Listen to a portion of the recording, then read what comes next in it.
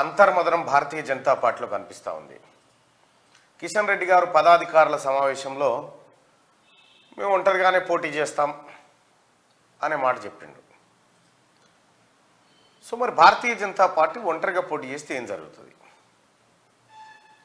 భారతీయ జనతా పార్టీకి గతం కంటే ఓట్ల పర్సంటేజ్ పెరిగింది.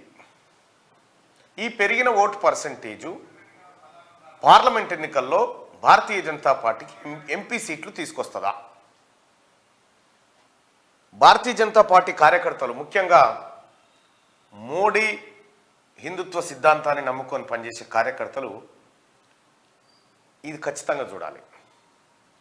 బండి సంజయ్ గారు రాష్ట్ర అధ్యక్షుడిగా ఉన్నప్పుడు భారతీయ జనతా పార్టీ విభాగానికి అసలు తెలంగాణ రాష్ట్రంలో బీఆర్ఎస్ వర్సెస్ బీజేపీ అనేటువంటి వాతావరణం ఉండేది. సో ఆ వాతావరణాన్ని కొలాప్స్ చేసిరు. భారతీయ జనతా పార్టీ అసలు అధికారంలోకి వస్తుందన్న పార్టీ దగ్గర నుంచి 5 సీట్లు వచ్చినా బాగుండనేసి పరిస్థితి దాకా దాన్ని తీసుకొచ్చారు. ఒకటి బాగా అర్థం చేసుకోరు ప్రజలారా, భారతీయ జనతా పార్టీని ఎవరు ఎందుకు నాశనం చేసిర్రు అనేది భారతీయ జనతా పార్టీ కార్యకర్తలకు కూడా అర్థం కావాలి. మీరు ఒకసారి చూస్తే ఇక్కడ ఇది తెలంగాణలో వివిధ పార్టీలు గెలిచినటువంటి మ్యాపు. ఇక్కడ బీజేపీ గెలిచిన మ్యాప్, ఇక్కడ BJP BJP BJP BJP BJP BJP 1 2 3 4 5 6 7 7 స్థానాలు. 7 స్థానాల్లో భారతీయ జనతా పార్టీ విజయం సాధించింది. సో కోరుట్ల లాంటి చోట, కరీంనగర్ లాంటి చోట్ల మంచి ఓట్లను రాబట్టింది. అయితే భారతీయ జనతా పార్టీ ఎప్పుడైనా మీరు చూడండి, గతంలో 2014లో 5 స్థానాలను భారతీయ జనతా పార్టీ గెలుచుకుంటే, ఒకటి ఉప్పల్, రెండోది ఖైరతాబాద్, మూడోది గోషామహల్, నాలుగోది అంబర్పేట్, ఇట్లా తర్వాత ముషీరాబాద్, ఇట్లా 5 స్థానాలను గెలుచుకుంది. ఎక్కడ? ఇవి హైదరాబాద్లోనే. హైదరాబాద్లో ఈ స్థానాలు సాధించింది. మరి ఇంత బలపడ్డ భారతీయ జనతా పార్టీ హైదరాబాద్లో ఎందుకు స్థానాలను సాధించలేకపోయింది? కేవలం గోషామహల్, అది ఎవరు అవునన్నా కాదన్నా అది బీజేపీ ఖాతాలో పడుతుంది, నో డౌట్. కానీ కిషన్ రెడ్డి ప్రాతినిధ్యం వహించినటువంటి హైదరాబాద్లో టీఆర్ఎస్ పార్టీకి భారీ మెజార్టీలు వచ్చినాయి. భారతీయ జనతా పార్టీ పడిపోయింది. కారణం ఏంది? కారణం ఏమీ లేదు. కిషన్ రెడ్డి గారు కంప్లీట్గా ములాఖాత్ అయ్యి, మీరు చూడండి, ఎక్కడైతే భారతీయ జనతా పార్టీ పుంజుకోవాలో అక్కడ పుంజుకోకుండా అక్కడ బీఆర్ఎస్ వచ్చింది. ఎక్కడైతే కాంగ్రెస్ పార్టీ రావాలనో, ఎక్కడైతే ఏ చోట్ల అక్కడ బీజేపీ వచ్చింది. అంటే దీంట్లో నాకు ఉన్న అంచనా ప్రకారం కిషన్ రెడ్డి గారు, ఆ తర్వాత ప్రకాష్ జవడేకర్ గారు, వెంకయ్యనాయుడు గారు కూడా ఉండొచ్చు. వీళ్ళంతా కలిసి ఆడినటువంటి ఆటలో ఇక్కడ బీఆర్ఎస్ స్థానాలను ఎక్కువ తీసుకోగలిగింది. ఏది? గ్రేటర్ హైదరాబాద్. ఇక్కడ ఉన్నటువంటి స్థానాల్లో కేవలం ఒక్క చోట మాత్రమే బీజేపీ గెలిచింది. సో ఇక్కడ కిషన్ రెడ్డి గారు చేసినటువంటి ఈ కుట్రను వీళ్ళు పసిగట్టనట్టున్నారు. ఇంకా భారతీయ జనతా పార్టీ కార్యకర్తలు బండి సంజయ్ని బరిలోకి దించారు, అరవింద్ని దించారు, స్వయం బాబురావుని దించారు. ఫస్ట్ లిస్టులోనే వీళ్ళ 3 పేర్లు ఇచ్చేసారు. మేము కూడా పోటీ చేస్తున్నామని చెప్పిండ్రు. ఎవరు? కిషన్ రెడ్డి గారు. కానీ పోటీ చేయలే.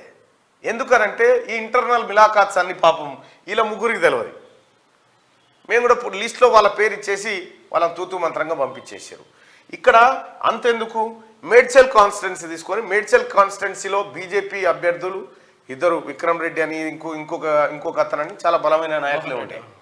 కానీ వాళ్ళను కాకుండా ఒక సాధారణమైనటువంటి మనిషిని పెట్టి, ఆయన ఎవరు పెద్దగా పరిచయం లేనటువంటి వ్యక్తి, సాధారణమైన మనిషిని పెట్టి తక్కువ ఓట్లను భారతీయ జనతా పార్టీ సంపాదించడం కోసం పెట్టిరు. తద్వారా మల్లారెడ్డి అక్కడ గెలిచారు. సరే, ఏదేమైనప్పటికీ ఇక్కడ బండి సంజయ్, అరవింద్ నేతృత్వం వహించి, బాబురావు నేతృత్వం వహించిన ప్రాంతాల్లో భారతీయ జనతా పార్టీ సీట్లు వచ్చినాయి. కిషన్ రెడ్డి నేతృత్వం వహించిన సీట్లో మాత్రం రాలేదు. అంబర్పేటలో కూడా రాలే. ఆయన సొంత నియోజకవర్గంలో కూడా రాలే. రేపేం జరుగుతుంది ఎరికేనా? రేపు పార్లమెంట్ ఎన్నికల్లో కిషన్ రెడ్డి మళ్ళీ సికింద్రాబాద్ నుంచి పోటీ చేస్తాడు. ఈ గులాబీ కలర్లో ఉన్నాయన్నీ అప్పుడు కమలం కలర్లోకి మారుతాయి. కిషన్ రెడ్డి గారు గెలవడం కోసం మళ్ళీ డమ్మీ క్యాండిడేట్ని పెడతారు. బీఆర్ఎస్ వాళ్ళు. అంటే మీరు అర్థం చేసుకోవాల్సింది ఏంటంటే, మీరు కిషన్ రెడ్డి గారు ముంగట ఈ మ్యాప్ పెట్టి ఇవి ఎందుకు వచ్చినాయి, మీరు నేతృత్వం వహించిన కాడ ఎందుకు రాలేదని అడగాల్సిందే. 100% కిషన్ రెడ్డి బీఆర్ఎస్తో కలిసే మిలాఖాత్ చేస్తా ఉన్నాడు. అందుకోసమే ఈ ఫలితాలు వచ్చినాయి. ఇప్పుడు భారతీయ జనతా పార్టీ ఎంపీ స్థానాల్లో బీఆర్ఎస్ సహకారం తీసుకుంటుంది. ఇక్కడ భారతీయ జనతా పార్టీకి పడాల్సినటువంటి ఓట్లన్నీ హైదరాబాద్లో బీఆర్ఎస్కు కన్వర్ట్ అయినాయి.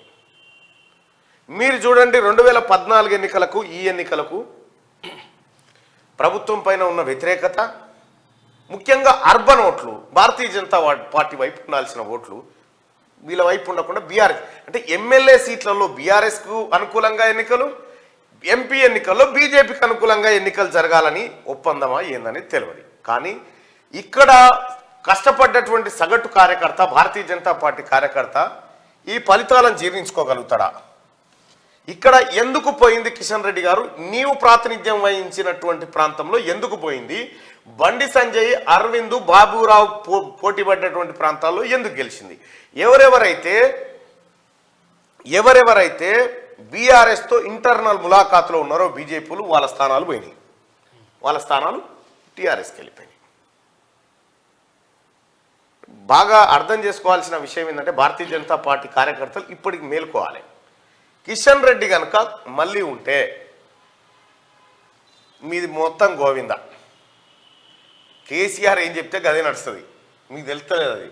ఇక్కడ జిహెచ్ఎంసీ పరిధిలో మహేశ్వరం భారతీయ జనతా పార్టీకి రావాల్సిన సీటు, ఆ తర్వాత అంబర్పేట రావాలి, మళ్ళా తర్వాత ముషీరాబాద్ రావాలి, ఖైరతాబాద్ రావాలి, ఈ అన్ని స్థానాలు పోయినాయి.